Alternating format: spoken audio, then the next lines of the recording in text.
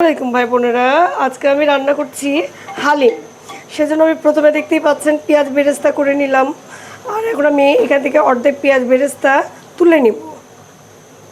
তো ভাই বোনেরা দেখতে পাচ্ছেন পেঁয়াজটা আমি ভেজে অর্ধেক উঠিয়ে নিয়েছি। আর এখন আমি দিয়ে দিব মাংসটা রান্না করার জন্য পানি। প্রথমে দিয়ে দিলাম আমি সেই অর্ধেক পেঁয়াজের মধ্যে পানি মশলা কষানোর জন্য। এখন আমি এতে একে একে সব মশলা অ্যাড করে দিব। প্রথমে আমি দিয়ে দিব আদা রসুন জিরে পেস্ট,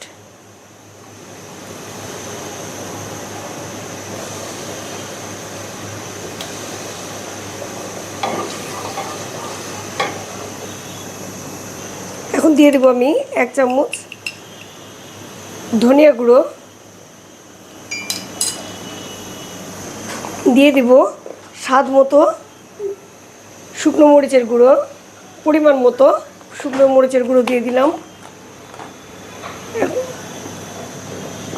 এখন আমি দিব পরিমাণ মতো লবণ। লবণ লাগলে পরে আবার দেওয়া যাবে, যেহেতু রোজা আছি টেস্ট করতে পারছি না, সেজন্য দিয়ে দিলাম অল্প পরিমাণ লবণ। লাগলে আমি আবার পরে দিব। এখন আমি দিয়ে দেবো এর মধ্যে হালিম মিক্স মশলা। এখন আমি দিয়ে দিচ্ছি রাঁধুনি হালিমের মিক্সড মশলাটা।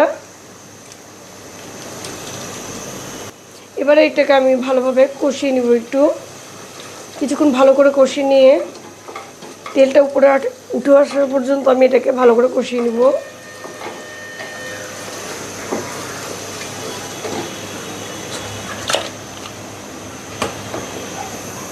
ভাই বোনেরা, যেহেতু আমি হালিম রান্না করছি সেজন্য আমি হাড্ডিওয়ালা মাংস বেছে নিয়েছি।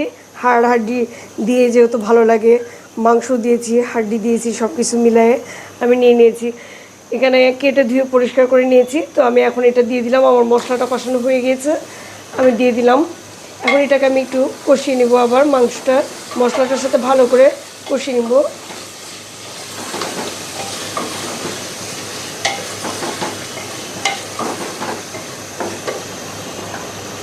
দিয়ে দেবো সামান্য পানি, যেন মশলাটা লেগে না যায়। এখন এটাকে আমি ভালোভাবে কষিয়ে নিব আর একটু। তো ভাই বোনেরা, এটা আমার কষানো হয়ে গিয়েছে। এখন আমি দিয়ে দিব পানি। মাংসটা সেদ্ধ হওয়ার জন্য আমি দিয়ে দিব পানি।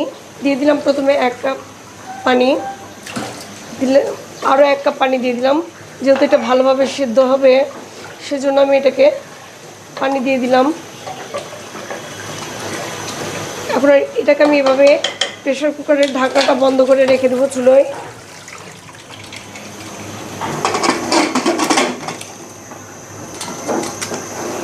এখন এটাকে আমি 4-5টা সিটি ওঠা পর্যন্ত অপেক্ষা করব। তো ফিরে আসছি মাংসটা পুরোপুরি কমপ্লিট হওয়ার পরে। তো ভাই বোনেরা দেখতেই পাচ্ছেন আমার মাংসটা সেদ্ধ হয়ে গিয়েছে, পুরোপুরি রান্না কমপ্লিট করে ফেলেছি আমি। এখন আমি এই যে হালিম মিক্সটা ভিজিয়ে রেখেছিলাম, এখন আমি এটা পুরোটাই দিয়ে দেবো এর মধ্যে।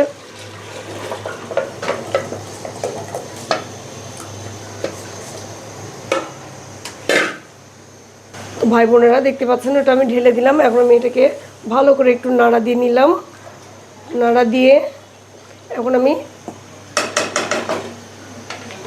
এটা প্রেশার কুকারের ঢাকনাটা বন্ধ করে দিব।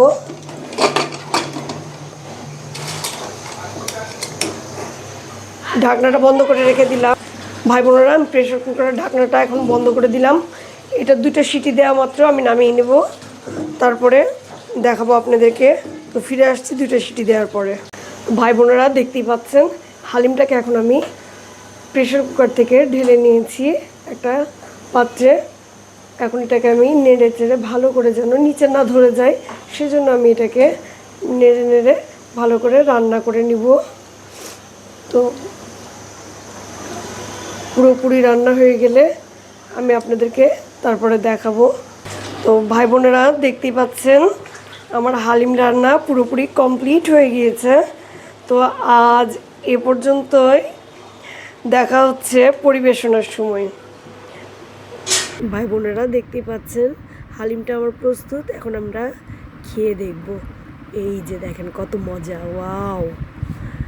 কি যে অসাধারণ হয়েছে খেতে, বলে বোঝানো যাবে না।